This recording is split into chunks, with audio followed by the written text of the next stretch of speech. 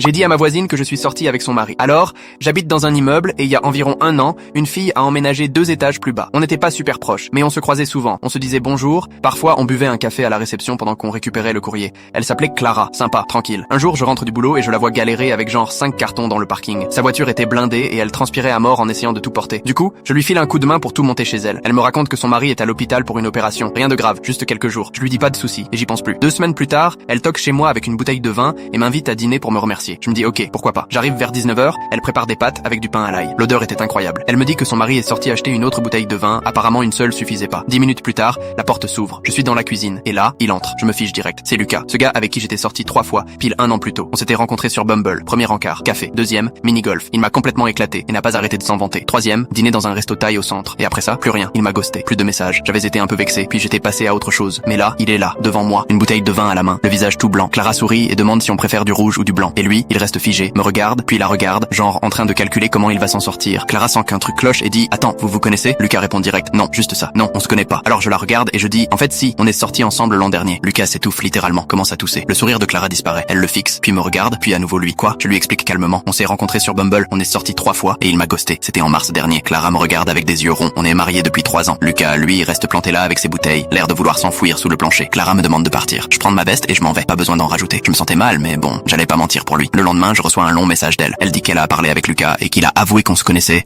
mais que c'était il y a 4 ans, avant leur mariage. Elle ajoute qu'elle n'a pas aimé que je mente sur la date et que j'essaie de créer des problèmes entre eux. J'étais genre, quoi? 4 ans? À cette époque, je vivais même pas encore ici. J'étais à Lyon pour finir mes études. Je lui écris que c'est faux et elle me répond, bah, Lucas dit que c'était il y a 4 ans. Donc il y en a un de vous deux qui ment. Alors j'ai tout ressorti. Capture de nos messages Bumble de mars dernier. Capture de nos textos où il me proposait un rencard. J'ai même retrouvé son profil Bumble encore actif, avec les mêmes photos, la même bio. Je lui ai tout envoyé, sans rien dire d'autre. Juste les preuves. Elle n'a jamais répondu. Quelques jours plus tard, je l'ai croisée dans le hall en train de prendre son courrier. Elle m'a complètement ignoré, a passé devant moi comme si j'existais pas.